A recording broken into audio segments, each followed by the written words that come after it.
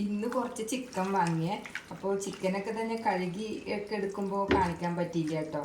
അപ്പോൾ കഴുകിയൊക്കെ എടുത്തിട്ട് ഞാൻ ഇതിൽ ഒരു 1/4 ടീസ്പൂൺ മുളക് പൊടിയും ഒരു നുള്ളു മഞ്ഞൾപ്പൊടിയും ഒരു ഇത്തിരി ഉപ്പും വെളിച്ചെണ്ണയൊക്കെ ഒഴിച്ചിട്ട് ഇതിങ്ങനെ കുഴച്ചിട്ട് എടുത്ത് ഒരു 10 മിനിറ്റ് സമയം വെക്കുക കേട്ടോ. അപ്പോൾ ചിക്കൻ കഴുകിയപ്പോൾ ഒരു കാല് കിട്ടിയേ, ഒരു കാല്. പിന്നെ കുറേ തിരഞ്ഞപ്പോൾ ഒരു കാലില്ല കേട്ടോ. അപ്പോൾ ഞാൻ മോളോട് പറഞ്ഞു, ഈ കോഴിക്ക് ഒരു കാലേ ഉള്ളൂ എന്ന്. അതല്ല കേട്ടോ, ആ കടക്കാരൻ ചിലപ്പോൾ അത് കൊത്തിയിട്ട് ഒരു കാല് ചെറിയ കഷ്ണങ്ങളാക്കിയിട്ടുണ്ടാവും. അപ്പോൾ നമുക്ക് ഈ ചിക്കൻ കറി ഉണ്ടാക്കിയാലോ, സാധാ ചിക്കൻ കറി. അടുപ്പെല്ലാം കത്തിച്ചിട്ട് ഉരുളിയാണ് അടുപ്പത്ത് വെച്ചത്. അതിലേക്ക് കുറച്ച് വെളിച്ചെണ്ണ വെച്ച് കൊടുക്കണ്ടേ.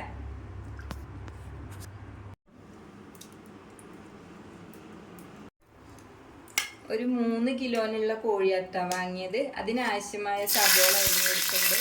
പിന്നെ ചെറിയ ഉള്ളി, പച്ചമുളക്, കറിവേപ്പിൻ്റെ ഇല ഒക്കെ കൂടി എണ്ണ ചൂടായപ്പോൾ അതിലേക്ക് ഇട്ട് കൊടുക്കുകയാണ്. എൻ്റെ സാധാ ഒരു ചിക്കൻ കറിയാണ് കേട്ടോ. എല്ലാവർക്കും ഒക്കെ അറിയുന്നുണ്ടാവേ. ഞാനിങ്ങനെയൊക്കെയാണ് വെക്കാറ്.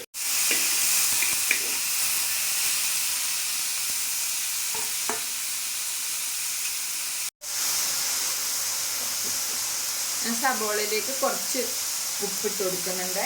ഉപ്പിട്ട് കൊടുത്തിട്ട് വേഗം വാടി കിട്ടും.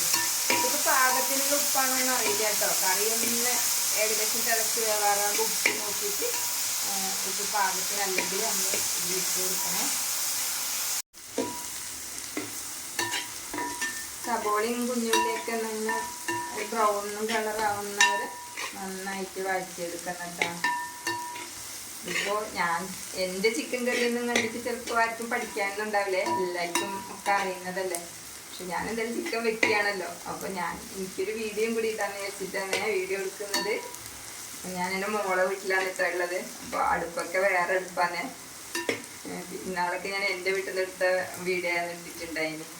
മോള് പറഞ്ഞ് നമ്മ വെച്ചാൽ മതി എന്ന്. എനിക്കത് കുറച്ച് മടിയുണ്ട് ചിക്കനൊക്കെ വെക്കാൻ. എന്നാലും വേണ്ടില്ല, അവളെന്നെ വിട്ടില്ല. അവള് തന്നെ എന്നെ കൊണ്ട് തന്നെ ഇതൊക്കെ കഴുകിപ്പിച്ച് ഒക്കെ വെപ്പിക്കുക. ഞാൻ വെക്കുന്നതാണ് അവൾക്ക് ഇഷ്ടം. അമ്മേൻ്റെ ടേസ്റ്റ് ഇഷ്ടമാണ് പറഞ്ഞിട്ട്. സബോളയും കുഞ്ഞുള്ളിയൊക്കെ നല്ല ബ്രൗൺ കളർ ആയിട്ടുണ്ട്. അതിലേക്ക് 2 സ്പൂൺ മുളക് പൊടി ഇട്ട് കൊടുക്കണ്ടേ. സ്പൂൺ മുളക് പൊടിയും കൂടി ഇട്ട് കൊടുക്കണ്ട കേട്ടോ. ഇഞ്ചി വെളുത്തുള്ളിയും പേസ്റ്റ് ഞാൻ സബോള ഇട്ട് കുറച്ചായപ്പോൾ ഇട്ട് കൊടുത്തിട്ടുണ്ട്. അത് വീഡിയോയിൽ കാണിച്ച് തരാൻ പറ്റിയില്ല.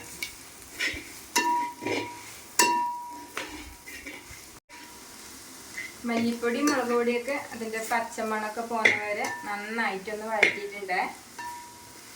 അതിലേക്ക് കുറച്ച് തക്കാളി പേസ്റ്റാക്കി വെച്ചിട്ടുണ്ട് കേട്ടോ. അതും കൂടി ഒഴിച്ചു കൊടുക്കണ്ടേ.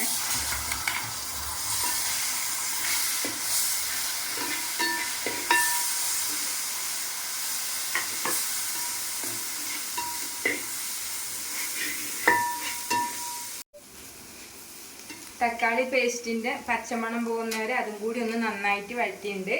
ഇനി കുറച്ച് ഉപ്പും മുളകൊക്കെ തിരുമ്പി വെച്ച ചിക്കൻ്റെ കഷ്ണങ്ങൾ കൂടി ഇതിലേക്ക് ഇട്ട് കൊടുക്കാം.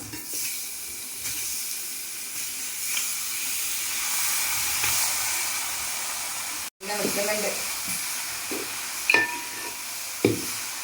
അപ്പോൾ നന്നായിട്ട് ഇളക്കി ഇത്തിരി വെള്ളം കൂടി ഒക്കെ ഒന്ന് ഒഴിച്ചിട്ട് അരച്ച് വെച്ച് വേവിച്ചെടുക്കാം. പിന്നെ തക്കാളി പേസ്റ്റാക്കി മിക്സിയിൽ നല്ല കലം വെള്ളമൊഴിച്ച്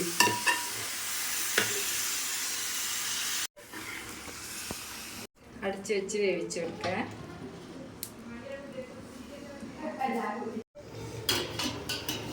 ചിക്കൻ കറിയൊക്കെ നമുക്കൊന്ന് തുറന്നു നോക്കേ.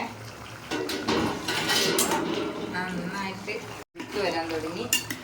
ഇനി ഇതൊന്ന് ഉപ്പ് നോക്കിയിട്ട് ഉപ്പ് കുറവാണെങ്കിൽ ഇട്ട് കൊടുക്കണേ. എടുക്കുന്നുണ്ട്. ഞാനൊരു നുള്ളുപ്പും കൂടി ഇട്ട് കൊടുക്കുന്നുണ്ട്. ഇതൊന്നും കൂടി അടച്ച് വെച്ച് വറ്റിച്ചെടുക്കാം.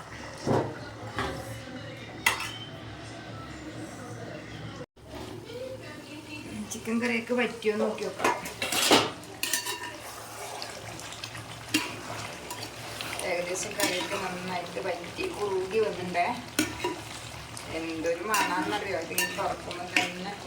നല്ല നാടൻ ചിക്കൻ കറിയാണ് കേട്ടോ. ഇപ്പൊ കറി ഇറക്കി വയ്ക്കാറായ ഒരു നുള്ളു കുരുമുളക് പൊടിയും കൂടി ഇട്ടിട്ട് ഇളക്കിയെടുക്കാം. ഈ ലാസ്റ്റിൽ ഇട്ട് കൊടുക്കുന്ന കുരുമുളക് പൊടി അതായത് കറിക്കൊരു പ്രത്യേക ടേസ്റ്റും ഒരു കളറും ഒക്കെ കൂടി കിട്ടും.